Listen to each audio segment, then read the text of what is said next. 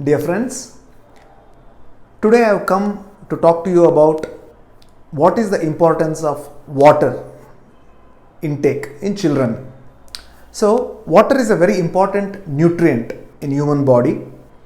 60% of our total weight is in the form of water.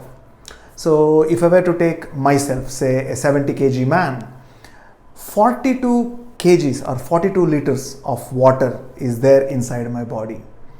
65% is there inside the cells, which is called as intracellular, and 35% is there in the extracellular volumes in the body. So, water is a very key component of our body and it is very much required.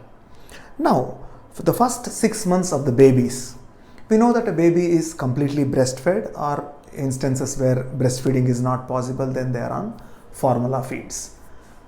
Milk contains 80% water as its primary composition.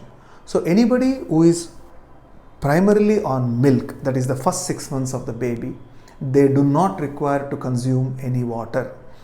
Even if they are living in a hotter weather or hotter and humid places, even then breast milk is sufficient to take care of all the needs of the baby. Once the child is over 6 months, we start off with weaning foods. When the weaning foods start, naturally the amount of milk consumed by the babies reduces to 70 to 75% of their initial volumes. So this difference has to be made up by solid foods and some water. When I say solid foods, there are many foods in our diet which also contain certain amounts of water. For example, it could be dal pani, it could be vegetables such as cucumbers, it could be fruits such as oranges, lime, or grapes. So, some of the water is also provided by the solid foods we consume. It would be about 20% of the total volume.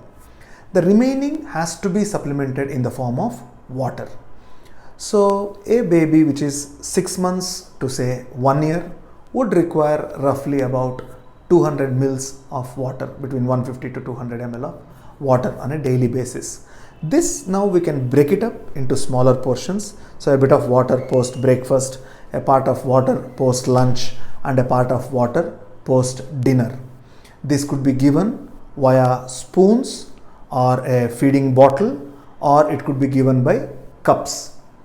When the child is between 1 to 3 years of age, generally they weigh between 10 to 12 kgs and their water requirement goes up to about 1.2 liters per day. Milk and the foods will contribute to about 700 of ml per day, and the child needs to be given additional amounts of 400 to 500 ml of water every day. So mothers could make this a bit of fun. So post food they can give this as a play. So that the important thing is to make water drinking a habit in children.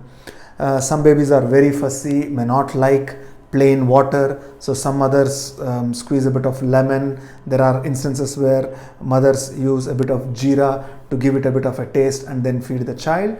This is fine as long as the child is consuming water. Once we give water at regular instances, the child gets habituated to it and then they themselves demand for water.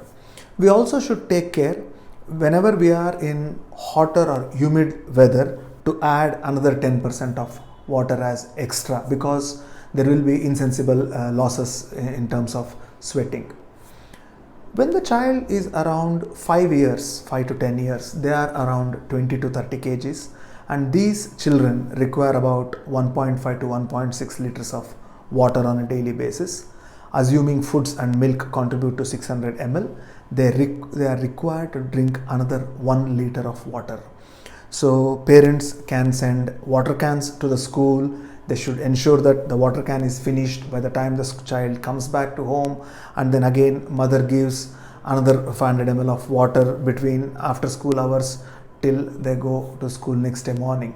So this has to become a regular habit in children, and we have to promote children drinking water. A teenager child who weighs about 50 or 60 kgs would require about 2.5 liters of water per day, and this can greatly go up if this child is active in form of physical sports or athletics. So we should also ensure that the child adequately drinks extra amounts if they are involved in sporting activities.